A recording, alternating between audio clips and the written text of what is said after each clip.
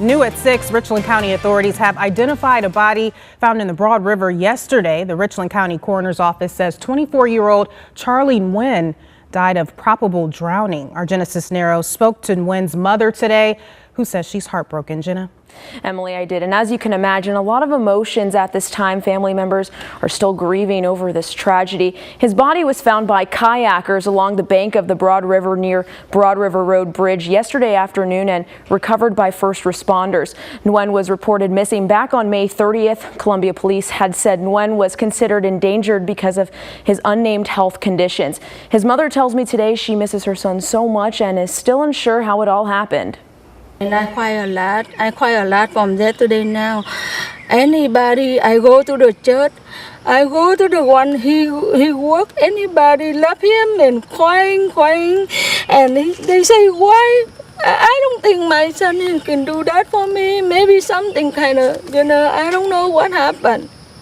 I have no idea about my son Charlie. I have no idea. At this time, family members are still working on funeral arrangements. Live in the studio, Jenna Cisneros, WIS News 10. Very heartbreaking. Thanks for that, Jenna. Taking a look outside now, it's a mixture of sunny skies and storms this Sunday in the Midlands. But we've also seen strong storms in parts of the Midlands earlier today. For the rest of your Sunday forecast, here's meteorologist Kevin Arnone.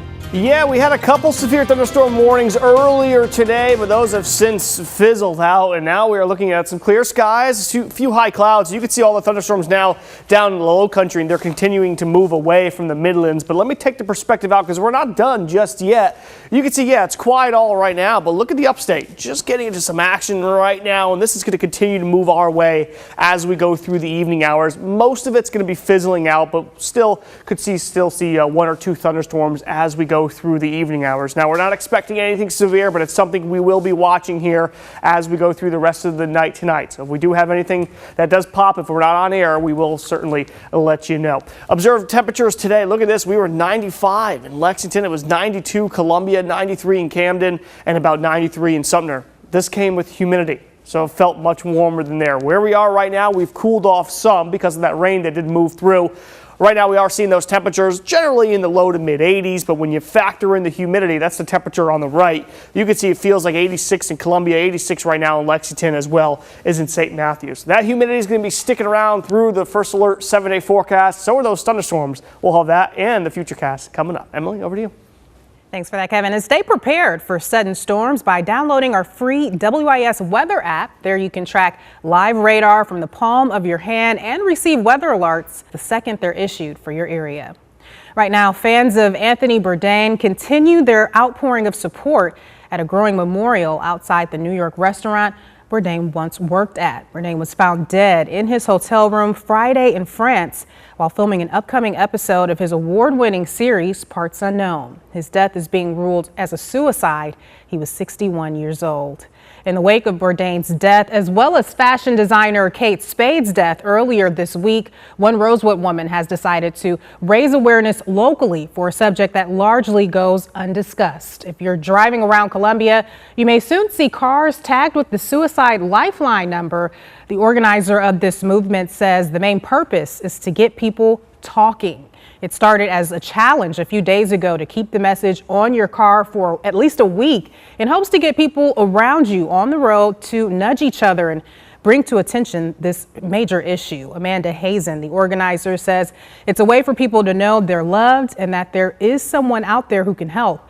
According to Mental Health America, suicide is the 10th leading cause of death in this country. With two big names making headlines recently from suicide, Hazen says she wanted to do something to make a statement and help even just one person get through this. Kate Spade and Anthony Bourdain are both people that we all want to be. All of the women in the world want to be like her. All the men in the world want that job. And if they're checking out and we're talking about them, but we're not talking about all of the real people that we meet every day, day to day, we're not talking to each other. And so I felt like maybe if we put this in our face locally, we could get conversations started here. Tonight at 11, you'll hear from some of the people who came out to get their car tagged today and how some say they were able to overcome suicidal thoughts. If you or someone you know needs help or is looking for somebody to talk to, call the Suicide Lifeline. That number is now posted on your screen. It's 1-800-273-8255. It's available 24 hours, 7 days a week. There's also a crisis text line. Just text HOME to 741-741. New details, a gruesome discovery and now heartbreak for friends and loved ones of a North Carolina family. A father, mother, and grandmother were found dead at a Burke County home Friday morning from apparent gunshot wounds. A 2-year-old inside the home, found tucked away in a crib and unharmed, is now having to grow up without parents. Investigators, as well as loved ones, are trying to make sense of this tragedy. And when I picked the child up, and he just hugged me and held my neck, and I kept him shielded, his face shielded from seeing any of the crime scene. A child that can't even defend itself and leave them with nothing. I just don't understand how you could live with yourself. Police have identified 61-year-old Kenneth Powell as a person of interest in this case. They say he was known by the victims. If you know where he may be, call Burke County 911. Decision 2018 South Carolina primary elections are just 2 days away, and right now our Judy Gatson is speaking to candidates running for top prosecutor in Richland and Kershaw counties. This is a live look at the discussion underway with the embattled Fifth Circuit Solicitor Dan Johnson and his challenger Byron Gibson. Hear Judy's discussion with the candidates tonight on your News at 11. And this Tuesday, all eyes will be on Singapore, where the leaders of the United States and North Korea will make history. They'll meet Tuesday for an unprecedented summit on denuclearization. Kim Hutcherson has more. Wheels down in Singapore. President Donald Trump and North Korean leader Kim Jong-un have arrived ahead of their historic summit on Tuesday. Asked how he's feeling about the meeting, President Trump remained positive. But back west, Trump faces criticism from some of the United States' closest allies. At the G7 summit on Saturday, Canadian Prime Minister Justin Trudeau condemned the tariffs levied by the Trump administration. It would be with regret, but it would be with absolute certainty and firmness that we move forward with retaliatory measures on July 1st. In a tweeted response, Trump announced the U.S. would not endorse the G7 communique, a list of priorities shared by all G7 member countries. On Sunday, Trump's chief economic advisor accused the Canadian Prime Minister of undermining the U.S. and its allies. It's a betrayal, okay? Essentially double-crossing.